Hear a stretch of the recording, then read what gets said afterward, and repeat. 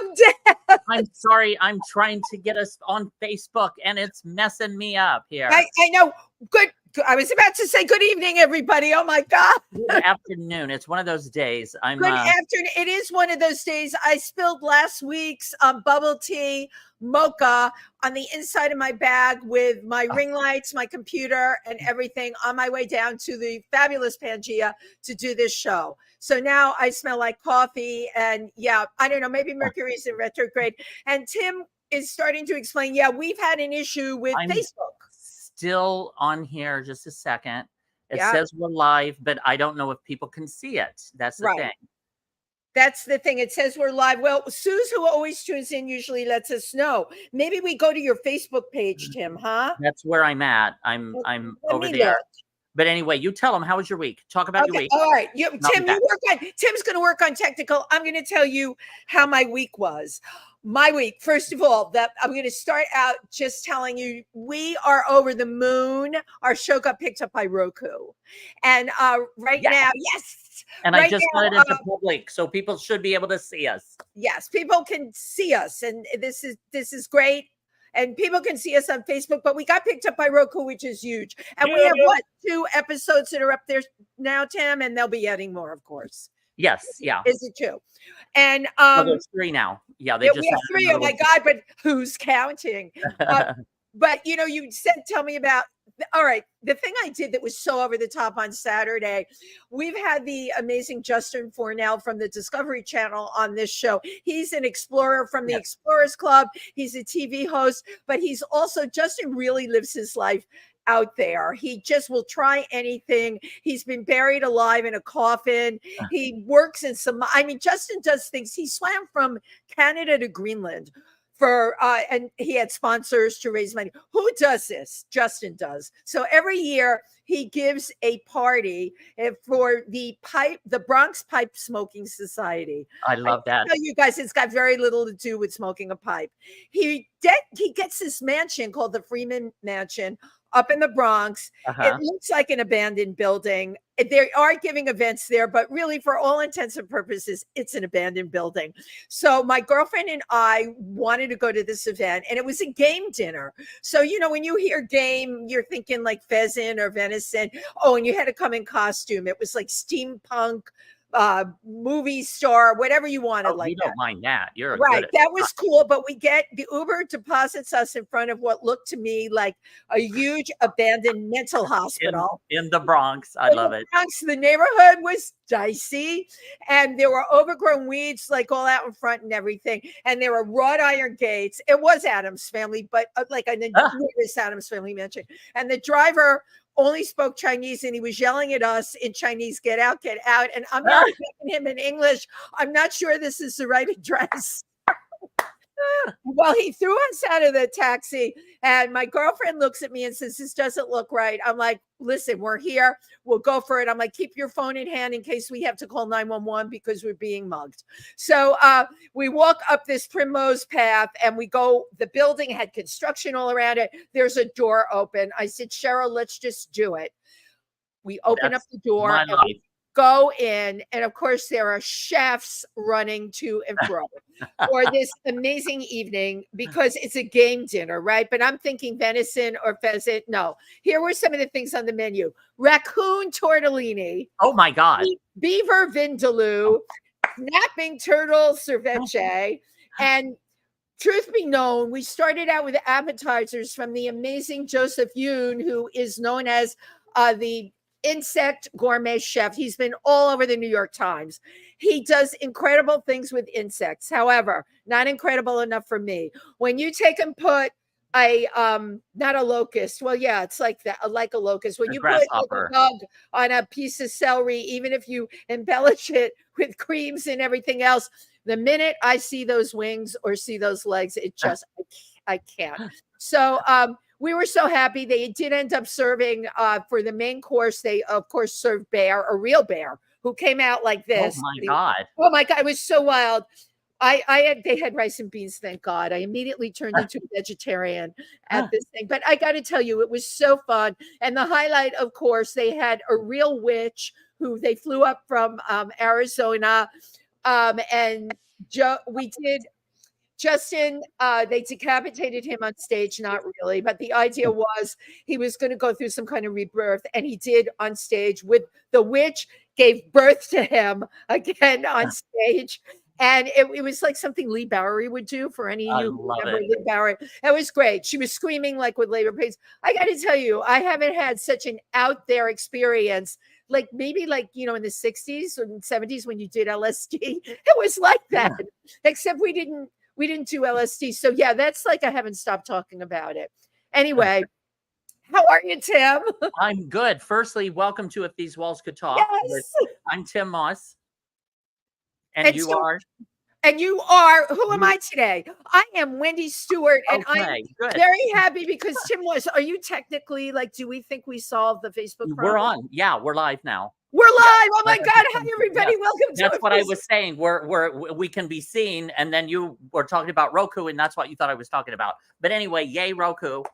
That's good. Now, let me get caught up here for just a second. Yes. Our guest, the wonderful, wonderful Lauren O'Brien, who's a dear friend of mine for many, many years. She's upstate, and I just noticed her her connection. She lost her connection. Oh, okay. And so she texted me and she says she's trying to get back on. So we'll just talk for a couple minutes. How about that? Well, we have no problem talking. So, Mr. Tym Moss, how was your week? Well, just one second. Let me just finish texting her real quick. Okay. This is part of live TV. We have so much to do with these streaming things. You know, people think it's easy. It's complicated. Right. And one little thing affects the next, and it's like a domino effect. So let me just tell her, keep trying. But last Sunday I had a ball. Queen's Pride. Yes, I saw you. Pride. I had so much fun performing at Queen's Pride. I love Queen's Pride. It's such a great, the way they have it set up is community. Always such a great audience, and everybody's so appreciative, and they're dancing and having fun. And so Queen's Pride was one of the highlights of my week. And what did you sing? Tell us the songs that you sang. Well, I did. I started off with the comedy parody from Hairspray, Welcome to the 60s. Only I wasn't the 1960s. I was singing Welcome to my 60s, like where every few minutes I have to pee and you pee a lot. I wasn't going to be the one to say it, but you said it first. And and then I did I Want to Dance with Somebody, and the whole crowd was just dancing and singing along, and it was just so festive. It was so wonderful. Then on Monday night I went to City Hall.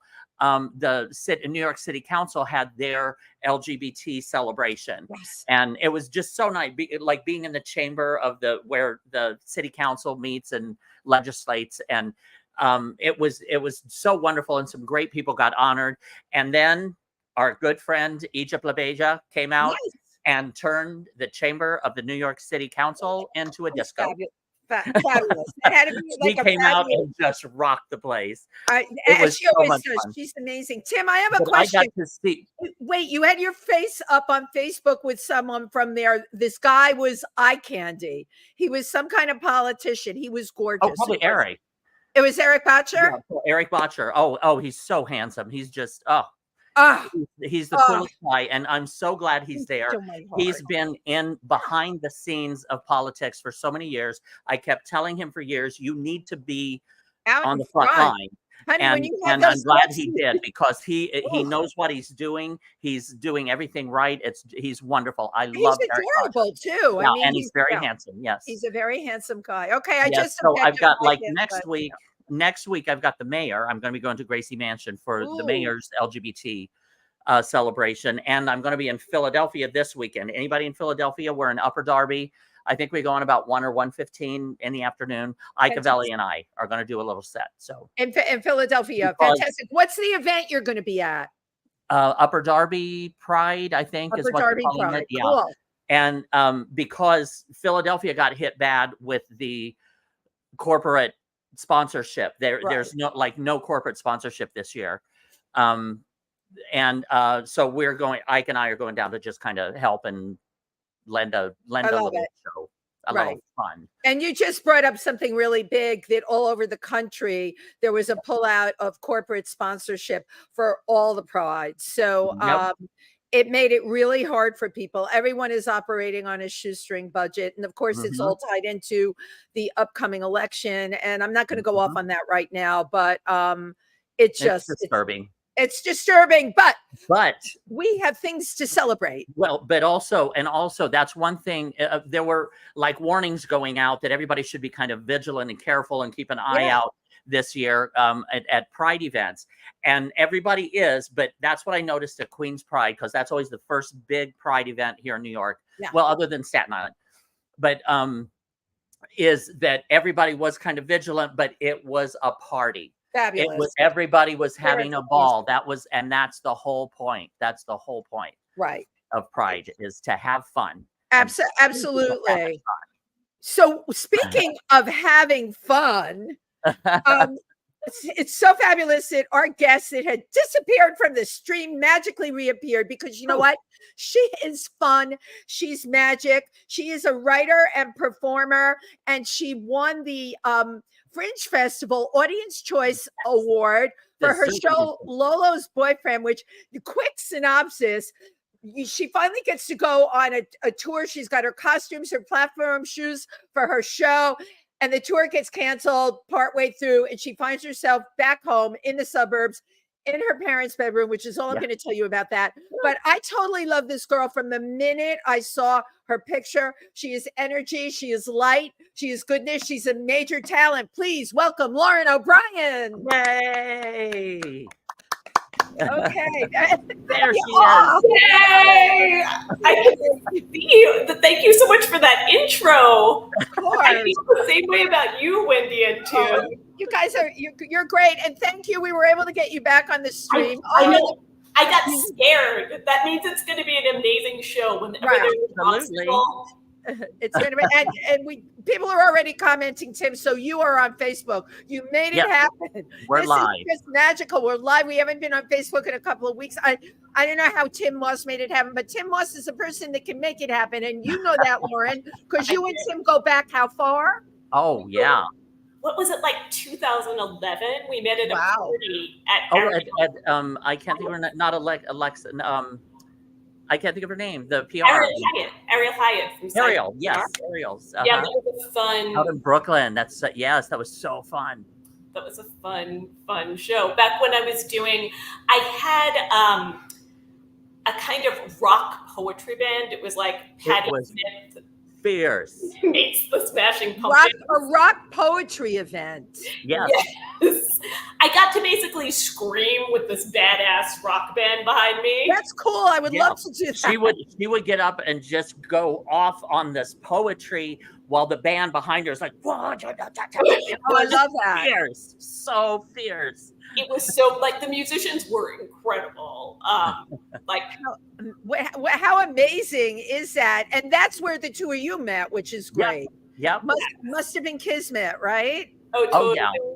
Yeah. So, I love Tim's voice. It just cuts right to the heart. I love that you said that, because that's true. It does cut right to the heart, because it is really filled with emotion. And even for me, Tim, when you perform, I'm immediately like glued, not because it's you and I know you. It's a heart. You know what I'm saying? People can be technically vocally correct and not make any emotion well up in you. It's like, well, even when you do your funny one, Welcome to the 60s, it is just so hilarious and encompassing. And I always look at the audience around me, and they're grinning from ear to ear, whether they're 60 or not. It is just, that's called, you know what? That's called talent. And I love that. I love that you said that. So, Lauren, I appreciate that very much. But speaking of talent, yes, Lauren let's talk about you, Lauren. You're a writer and a performer. Yes. Well, I started out as an actress. I started acting. So you still are an actress. Oh, but yes. But I started out as just an actress, and I did regional theater. I was in Angels in America and To Kill a Mockingbird. Oh, wow. Regional in Syracuse State. Uh-huh. So you did that in Syracuse State. Oh my God! But to be in that show, Lauren, that's wow. Incredible. I was in an avant-garde theater company with Polina Klimovskaya. Right. Do you guys know Mabu Mines and those underground New York City? I really was into that scene for a long time.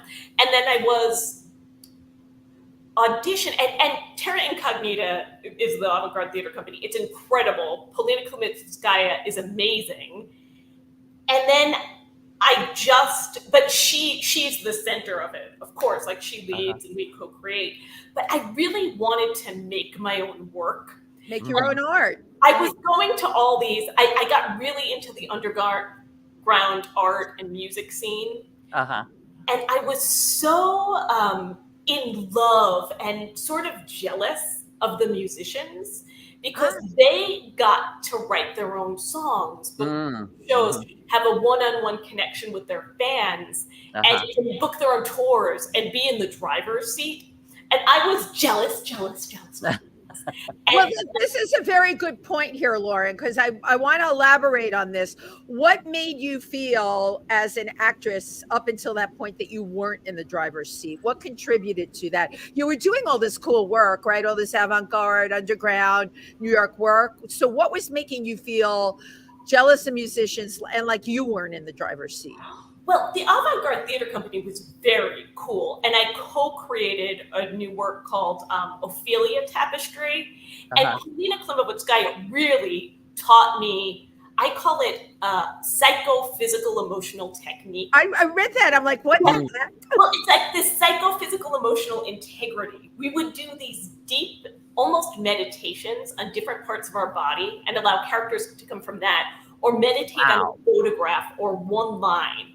And move from that, create characters from that, create dialogue from that. From a meditation. Yeah, the deepest work. And I had seen Polina actually taught at Brooklyn College and directed students there. And I saw a show that she directed there, just a student show. And I had this visceral response to it. It was like in my bones, in my cells, in my gut, in my heart, like my full body responded to it. And I was like, I want to work with this woman. And then I was in her company. So it was a real learning and co-creative process. But then it paid very little, if anything.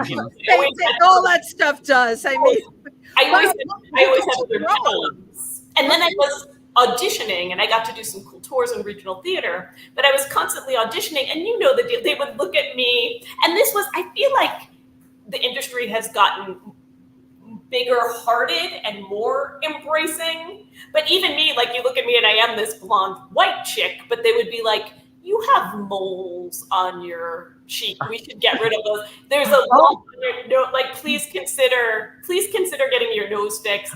Please. Oh, I have all of that. Believe me. and like, now I'm like, maybe. But at the time I was very like, well, I'm not really into surgery. So so I was like not going. And they were Lauren, like, you do not touch your face. You are beautiful. Perfect. And it jumps off the page and it's jumping off the screen here. You're absolutely beautiful. And you are beauty, perfection. Right, has expanded what beauty is. You look at someone, Zendaya is beautiful, but oh my God, I love 20 years ago they would have been thin your nose, do this, do that. Yeah. So what do we learn from this? You're perfect just the way you are, Lauren. Thank you. I knew I loved you from cyber stalking you. Which I did, like I've told them before, like I've been cyber stalking Wendy and Tim, even though Tim and I go, but I feel like I have a future in stalking because I really went all out and I loved it. But anyway, so there was what I look like. And then there was also, quite frankly, I didn't like a lot of the scripts and I would have to work, you know how much energy it takes to learn an audition piece to get there. And then I'd be like, I can write something better than this because I'm right. a catty little bitch. I was like, Mama wanted to try her hand at this. And I was so kind of like, I call it being fuckless. Like I think it's safe to say I'm not a very good singer. Like it's more that I have a lot to say. you know? And I was doing poetry open mics. I was friends with a music producer named Mark Godwin, and he came to see me do whatever. I was featured. It was a big day for me. I was featured at an open mic. And Mark Godwin asked if I'd write lyrics for a band he was developing with, maybe you guys even know Janice Robinson. She had some like dance hits, and he was developing this band and asked me to write lyrics. So I wrote lyrics, and then they had me in the band doing poetry with them. And it's so cool. I was just over the moon to go from like nothing to being in a band with these people I'd been so admiring. And then Mark came with me to buy my first guitar, and I started learning guitar. And it was my dad. I love my dad so much. He was always so encouraging, but he was like, to be a musician, you really have to start early.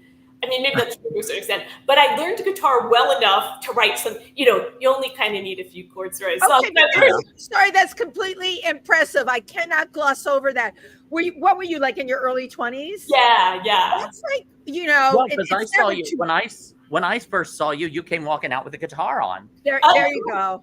And I always thought you just always knew how to play a guitar. I didn't know you had just learned. It was sheer willpower. And also the other thing Tim and I have done together, everyone knows Tina Turner, right? I'm a big fan. And if you saw in her movie when she chants Nam-myoho Renge Kyo, and she credits that with giving her the energy to leave the abusive relationship and reignite her career and get her power back, I was really inspired by that. And then a random woman told me about the chanting, and I'm kind of open to suggestion.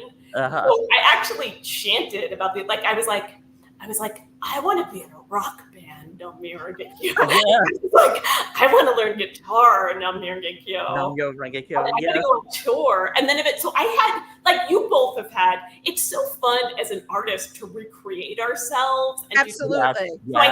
So I was in the Avant-Garde Theater Company, did Regal Theater. I had the rock band, then I had a punk cabaret show, mostly because it's sometimes these weird details, because I had 5-6 people behind me in the band, which was amazing. But it was, it's hard to get even one other person in a room. So I was like, I need to pare this down. And then I co-wrote with some incredible musicians. And then Lisa Bianco, who's such a badass.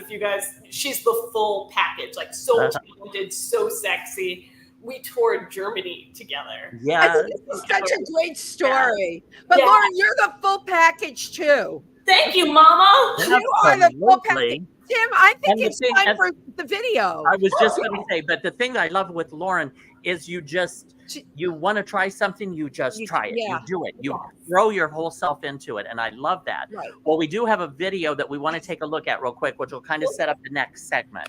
Let's watch. Now, is this from Lolo? This is actually from the Punk Cabaret. Okay, it's a great video. I want to call you when I get really high. Okay. And it's we're working. I feel like the child that doesn't have her science project ready, because we're working on this. Our website, lolasboyfriendshow.com, is going to be ready end of this week, beginning of next week, and we're almost done with a sizzle reel. But for now, we have this piece from the Punk Cabaret show, which I love it. But this is part of your history. You, Lauren. It's who you are. It's exactly. It's part of who you are and your evolution, and I love that. So let's take a look at Lauren O'Brien.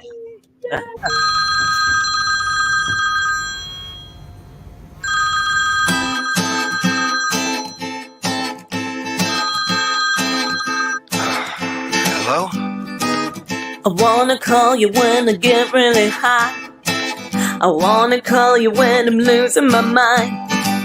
I wanna call you when I'm tripping like this, to say the things that I'll never admit. Jerry told me that the ride's really smooth. I go on it 'cause it's something to do. The room is flashy and these people are cool. The crowd is focused on me, but I'm thinking of you. 'Cause I wanna call you when I get really high. I wanna call you when I'm losing my mind. I wanna call you, but look at the time. We're all together, Becca's laughing like sin. Rolled up towels past wood to get in. Kitchen cat, the beat comes, I dance floor. I love the crazy rhythm, but I love you more. And it pulls me, come join us in bed. Silky sheets and 500 count thread. One more hit, think of you, this should end. But truth or dare, he grabs my hair, now he wants head. Cause I wanna call you when I get really high. I wanna call you when I'm losing my mind. I wanna call you, but look at the time. I wanna call you when I'm thoroughly baked. Was it the cookies or the brownies I ate? Please tell me neither one's a mistake. Hey there, honey, could you please call me back? Tuck the blue pill and the shit's really whack. Floors are sloping sideways, walls got crazy cracks. I'm having trouble breathing, it's a panic attack. I wanna call you when I get really high. I wanna call you when I'm losing my mind. I wanna call you, but look at the time. I wanna call you as I'm getting undressed. Feel my heart pounding right through my chest. Don't you FaceTime me now, I'm a mess. Cause I wanna call you when I get really high. I wanna call you when I'm losing my mind. I wanna call you, but look at the time. I wanna call you when I'm thoroughly baked. Was it the cookies or the brownies I ate? Please tell me neither one's a mistake.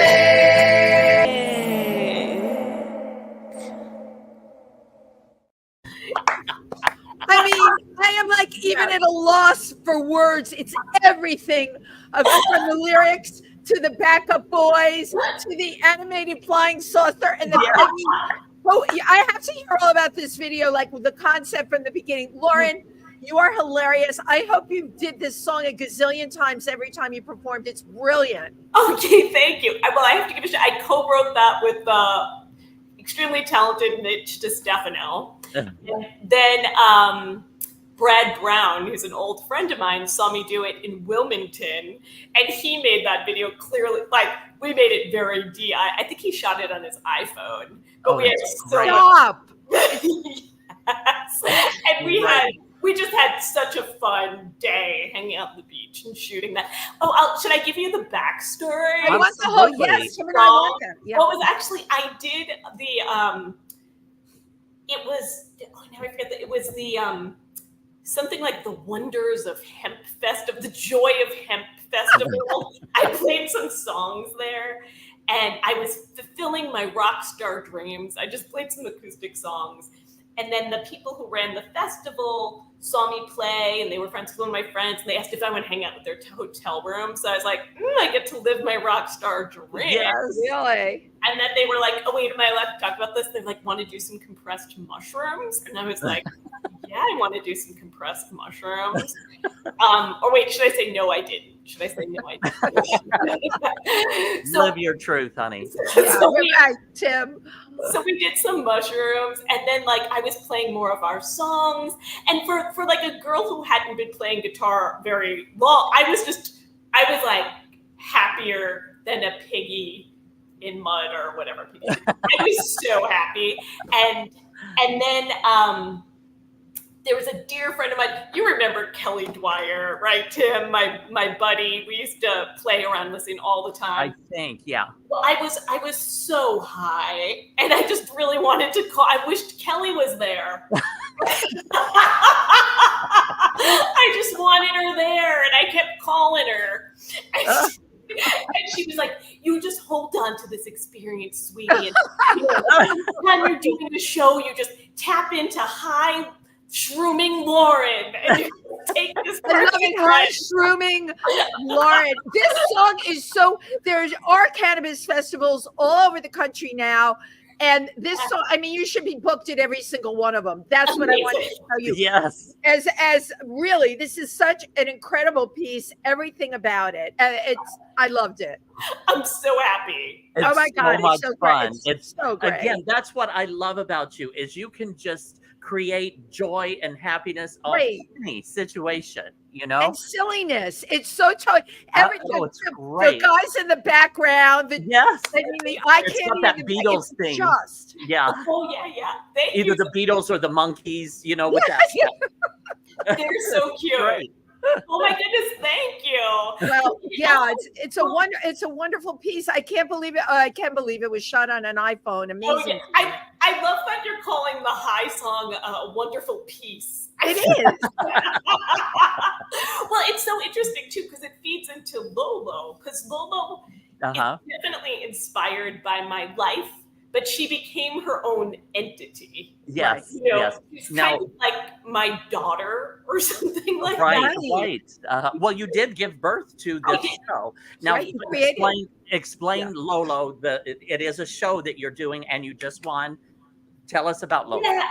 Well, we just won, directed by the magnificent Christine Bacor, who we love. And we won the New York City Fringe Festival Audience Choice in April. We're so over the moon. And I had actually just reminded a little, after I did, you know, not to go, I'll give the 60-second version so I came back from touring Germany and Lisa was like, let's book more shows. And I was like, no, I want to do something else. I want to write a play. And she was like, interesting. And then shortly after that, you knew Jackie Sheeler, right, Tim? I don't think you knew Wendy. Jackie Sheeler, who was one of my best friends and writing mentors. Okay. Older sister / mom / bodyguard. Like she was real old New York, covered in tattoos, but heart of gold. And everyone was like scared of her. I always felt safe. Everyone said they were a little scared of Jackie, but Jackie was this magnificent woman who overcame a lot of obstacles to, you know, she overcame drug addiction and homelessness and abusive childhood to become the head of IT at Yahoo. Yeah. Okay, that is like an amazing story. Amazing. I love that. So, and she published books. She created a recording studio in her home. She always wanted to write a show about her life. And she, you know, in the end, she was overcome with, you know, depression and her own mental health issues and she lived her own life. But she always wanted to write a show. So I did my chanting about it was a really horrific time in my life. And I chanted for her spirit, for her to be wherever she is now. I believe in the eternity of life. So do we. And also to turn poison into medicine somehow. Yes. And I chanted a lot for her, for us. And I feel, even now I have the chills talking about her, I feel this deep connection with her spirit. And this peace around her, because I just chanted so much for her. And I started writing about our friendship, which was sort of deep, and we were sort of these unusual companions because I look like this. I mean, I've got a little edge, but I can go either way. And she was really old New York, tax, and everything. People were like, you two we were so close. So I started writing about her, and I wrote the show that she always wanted to write. That backstory is amazing. I think you must have been channeling her. Yes. Yeah. And that show won the Fringe Festival in 2020. Right. That was the one. That was Lolo and Jax. Yeah, Jax and Lolo. And then it was extended. We had attention from producers. I was like, this is a real poison into medicine experience because I'm feeling like I'm discovering talents I didn't know I had, and I'm helping her fulfill her mission even after death.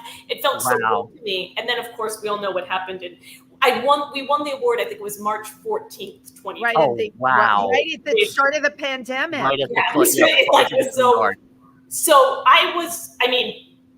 So many worse things happened than that during that time. But so may the poison of that time become medicine. But for me, it was really heartbreaking. And I had a few other tragedies in a very short time. My mother was diagnosed with cancer. He passed away shortly before the pandemic. And I was hurt really badly in this freak accident in the parking lot of the hospital. I wish I can't believe what I'm hearing. I mean, why did I not know this? Tell me what happened. I'll tell you what happened. I wish it was a better story. Like, this is what I wish. No, but these are the stories, Lauren. These are the stories we love to tell on this show. They're real. This is the real. Now we're getting into like the real stuff, right? Yeah, the deep stuff. Because it's also, I know my personality too. I know, like, I am warm and I'm always happy to see people. But I have the mud and the guck too. But what I wish happened was, was that I had been going through so much stuff. I went back to Germany, rented a car, got drunk, went on the Autobahn, it flipped over, and then I determined to change my life. That's not what happened. What happened was I had a suitcase in the trunk of my sister's car. And, you know, we had just been told my father probably wouldn't live very much longer. So we were both in this state. She had to pick up her kids. I had to get my suitcase because she was going one way, I was going another way. And I leaned down to get it. And then, incidentally enough, I had also fractured my ankle and tore my hamstring shortly. My whole life, I was so healthy. And then all these... Everything. And it hit buckle glass, so she had put it in there. I leaned down to get it, and she goes, oh, it's not in there. And then she closed the trunk of the car on my head. Oh, my God. Standing up. So it was really, I mean, it seems like, it was really, I mean, I was seeing double. I couldn't read. I was nauseous. I was. Oh my goodness. That's a concussion. Really, and it was also like, it was like the king. I was vomiting. I couldn't go on the computer or write without feeling really, really sick. I couldn't think. I couldn't imagine. Part of my practice, and I kind of want to ask you, just as an aside, I want to know, you two have such good energy, like how in this crazy world? Like same thing. What you were talking about. I just lost my husband to cancer. He died from the immunotherapy. He got pneumonia. I kept him going a year and a half longer than he was predicted. Wow. But I tell you this, and I share this, because we all have the thing in common. And Tim has hit the pits and did a whole cabaret show about it. Brutalized. Right. Yeah. So, but that's okay. That's what we have. We can, like, the worst things. And that's called life, and it hits people. Some people will live in that and let it drag them down and do all of this. We all, we're not included, you and yourself included, are ones that will learn from it and move on and become stronger from it. Learn. It's like the bionic woman comes back stronger, better, faster, more accomplished. We all, but that's what it's about. And it's not something you can fake. It's got to be who you are. Yeah. Right. So you had this. I'm listening to what you're telling me. Wow. So how long was that? Injury, which is really serious. That was in 2019, and it took me. I still struggle with migraines, but at least the worst part was I think I couldn't think. And part of what I like to do, I love visualizing, and I just couldn't imagine. Oh gosh, so bizarre. And I just had to rest. I did everything, and I still get migraines, but it's part of. One thing with the Lotus Sutra that I practice that I love so much in the Buddhism, and Tim and I have chanted together, I practice the Lotus Sutra. And the Lotus Sutra, the metaphor is the lotus flower only blossoms out of a muddy swamp. It doesn't get to the top of That's exactly what you're describing. It's just like the muck. So I'm like you were saying, I could say, all right, I'm going to give up and one more obstacle and I can't take it. Or I could just decide to take one step forward. And I have a Buddhist teacher that I love, Daisaku Ikeda, and he's always encouraging us to just take a step, take a step, take a step. And so the pandemic happened, the show was shut down. For a long time, I couldn't read or write. I just was writing longhand, which I barely know how to do. And I was like, I'm going to write. I always wanted to write a show about dating. Because I was like, I've been through all these horrible things. I want to write a funny show about dating. And then, of course, Tim saw it. There's a darker aspect to it, too. It goes deep things. But I just started writing dating stories during the pandemic. Some I dreamed, some I made up. Some were loosely based on people in real life, so I don't get sued. More stories, they're the Knicks. And then from this, Lolo, my show was shut down because of the pandemic. Lolo's show was shut down because of the pandemic. And then, of course, when I had gone through all this, so I went and stayed with my mom for a while. And the thing about staying in any kind of family home is everything triggers memories. Right. And then you revert back to that child almost. Yes. So it was interesting, like being with all these objects and like how they trigger memory, and then finding Lolo's hero's journey through that, where she's asking, how would I get here? Why can't I have a relationship? And while she's traveling, someone wants to get into another relationship with her. And she's like, should I do this? And then so she, this is if these walls caught, she faces the ghosts of her relationships past to figure out, and goes through this, I think, deep and beautiful and funny and shocking and costume filled. She does like 12 costume changes on stage. That's what I was going to ask you. How many costume changes? Well, there's about 12. Some of them are just adding or moving a piece but it's amazing. Amazing. That's amazing. I mean, it goes from like jeans and a t-shirt to like this glamour outfit to just like this rock and roll outfit to, I mean, just like this. She just, my God, it's amazing. Everything that you are. And I love that you kind of based it on A Christmas Carol. Kinda. Yes. Who would think to do that, Lauren? I love your head. I love the way it works. It's kind of like Reese Witherspoon meets A Christmas Carol. I love it. With a spice of euphoria, because it goes dark. And what I love too about this solo show and just getting to do solo shows, which is something I resisted when I was younger. I was kind of like, solo shows are what people do when no one wants to hire them. You become what you condemn, because now I'm all about it. And I love that I have so many different interests, as you two both do. So I had taken some styling classes at FIT. I actually styled some photo shoots for some world-class artists. And it's something, I love clothes. I mean, it's how I resonate with drag. I know because of how the exterior influences the interior and how that part of yourself gets to express itself. So I got to use that part of myself. I got to write. I got to do songs.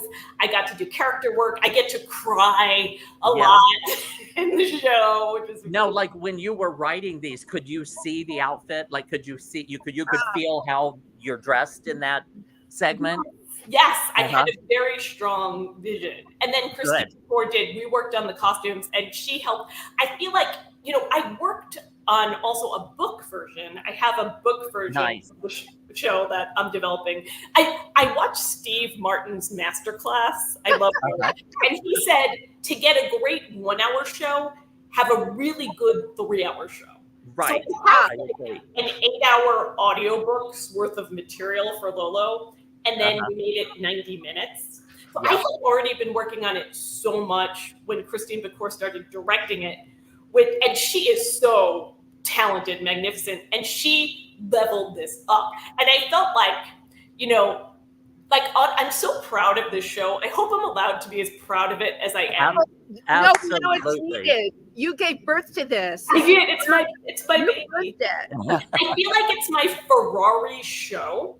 And I feel like I feel so confident about it. I really wanted to touch as many people as possible. I felt like I was already on the Audubon. There's like a theme, but I was on driving my Ferrari show. And then I was like, Christine, you want to direct it? Our mutual friend recommended her. And she was like, fuck yeah. And she jumped in the car. And she took it to the next level. Now it's like, I don't know, what's even above a Ferrari, where it's like an extra souped up Ferrari. But I think like, she is a magnificent director, and I feel like it takes so much confidence and skill to come into something, and she's just so good at like letting me cook when it's time for me to cook, and knowing exactly what to tweak and what needs to be worked on. Or like, she also does acupuncture, so I think that that she's like, okay, this thing She's very good at zeroing in on But she obviously is hooked into your psyche. As Tim just said, zeroing in, but she couldn't do this unless she was really hooked into your psyche. And maybe the fact that she does acupuncture makes her more sensitive. But again, there's the chemistry between the two of you. And it's absolutely, I mean, how perfect. And but in addition to this, because the costumes are almost separate characters in themselves, but also multimedia. Yeah, you had video, you had audio, and it was just constant, and so brilliant. It moved along so brilliantly. Yes, so happy. Well. Oh, I want to we had a longer version of the show, but of course it needs to be 90 minutes max for the frame. Right. Which is probably a good thing. We really honed it. But we really wanted it to be this roller coaster that people jump on with us. And they're like, whoa! Roller coaster. Want people to be spacing out. And Leanne Arnold, who's so talented, created those projections that are so beautiful. I'm not sure, we have this concept, and it's again about Buddhism. And I'm fascinated also about addiction and how that affects the brain. And Lolo has this addiction to relationships and to love and everything outside of yourself. So part of the projections, which I don't know if I should talk about it or just let people have their own experience, but it's too late now. Look, we're on a roll here. Let's talk about it. If these walls could talk.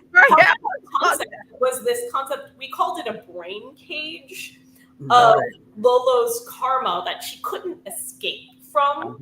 And parts of her brain getting triggered by there's something outside myself that's giving me validation, and her getting triggered. And then also her memories, swiping through her memories and how those affect her present day relationships.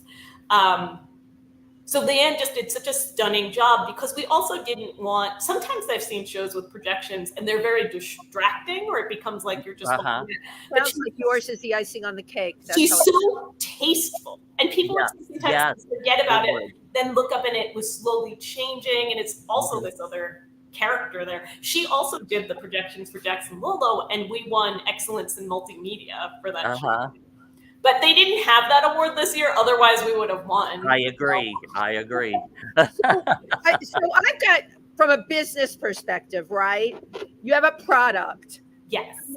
You and I are very similar, and I'm working on my book, Becoming a Product. All right. But at the end of the day, success in this industry, defined by what they call success, is taking the product, right? And then what do we do with it? We have these runs. But how do we take the product? You've got what you have the whole package, and then you've got you.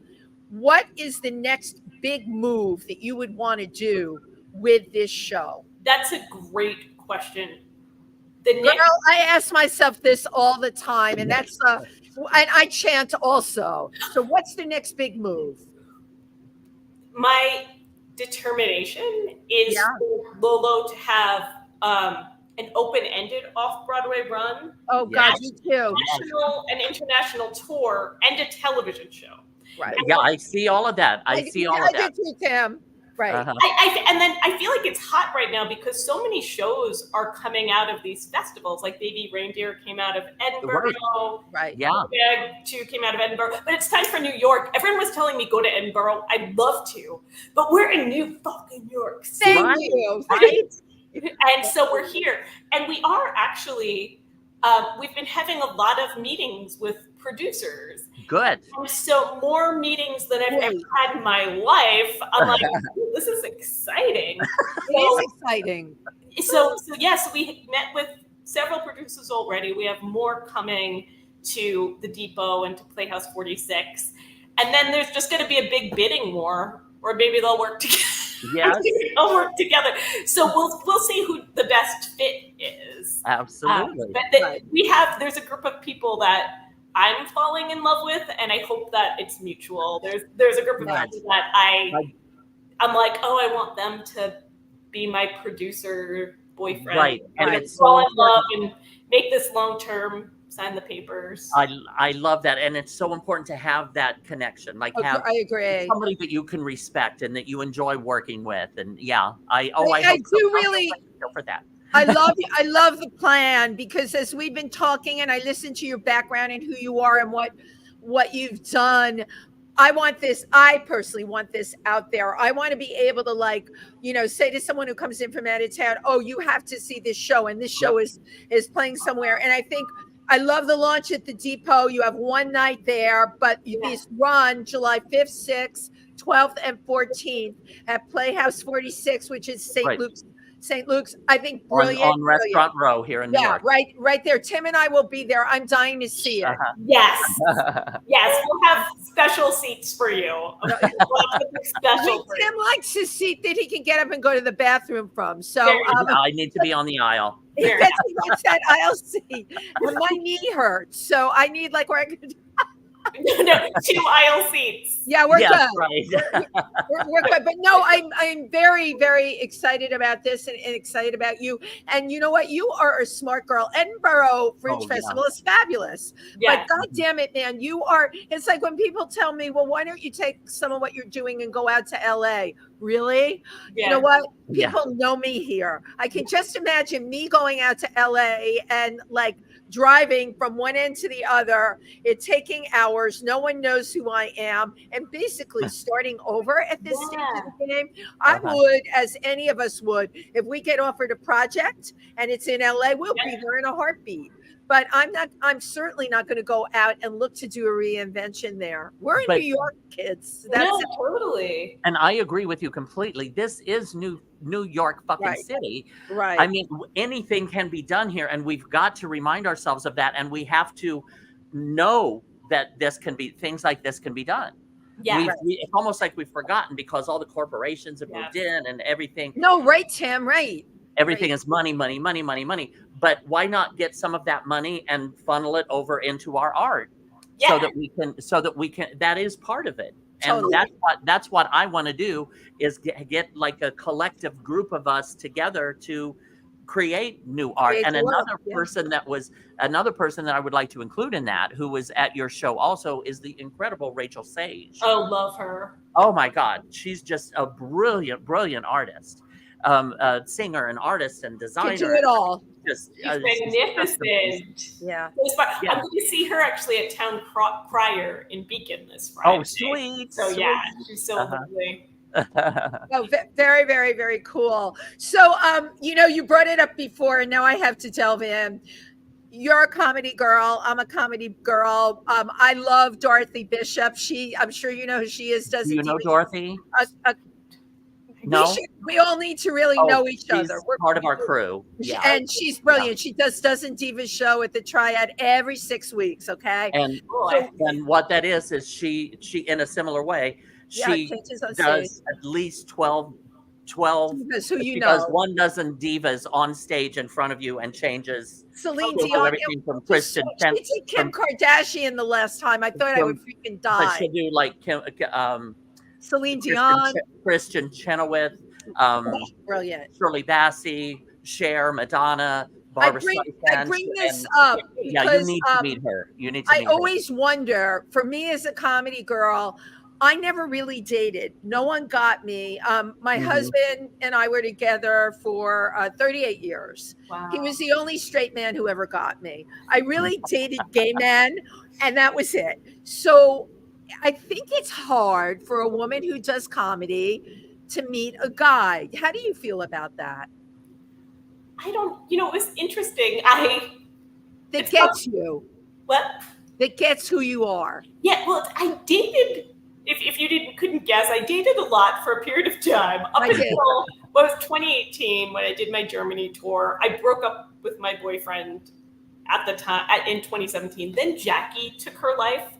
And all those things happened. I went through a really dark time. I know I'm not exactly answering your question.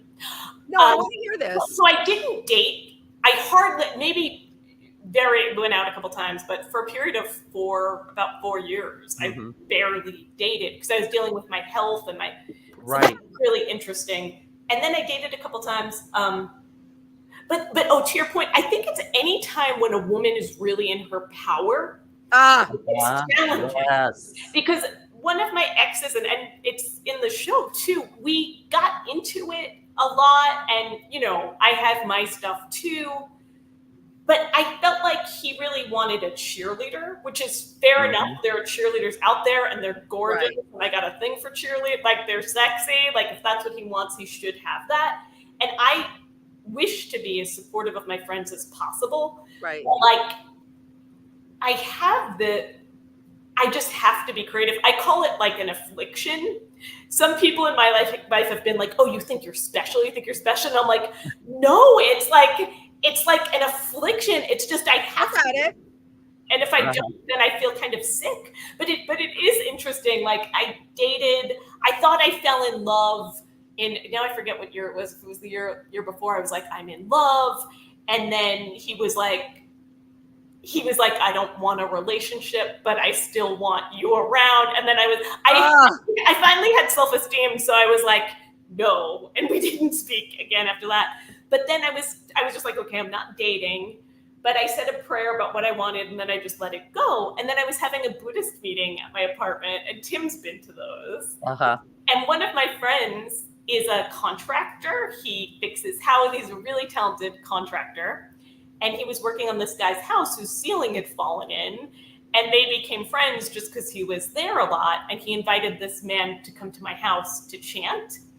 And so he just walked into my house, sort of didn't like him at first because, I don't know, it's sort of like one of those cute, and then I can write another piece as like an enemies to lovers.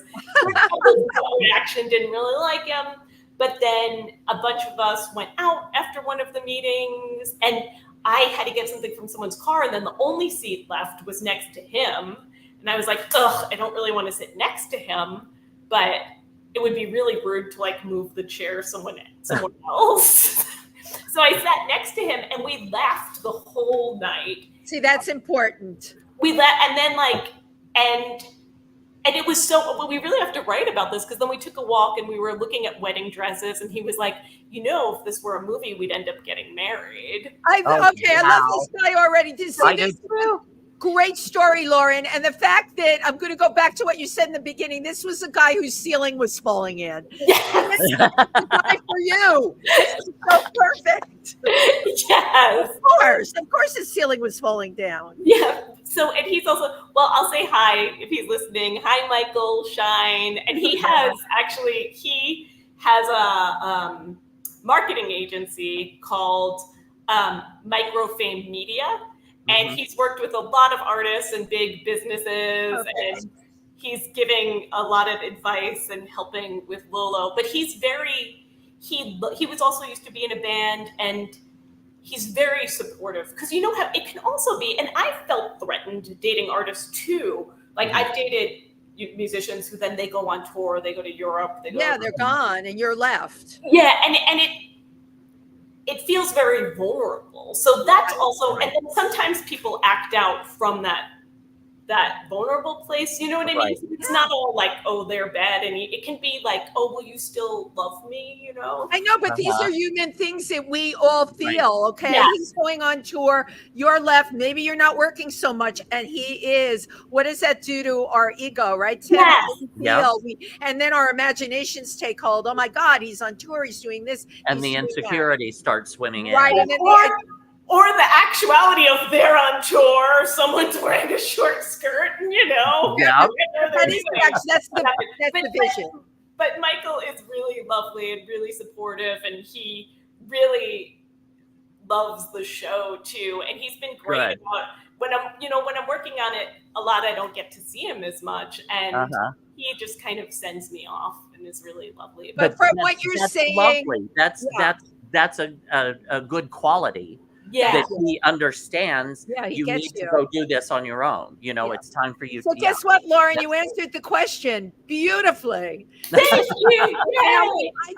I can chant for your relationship.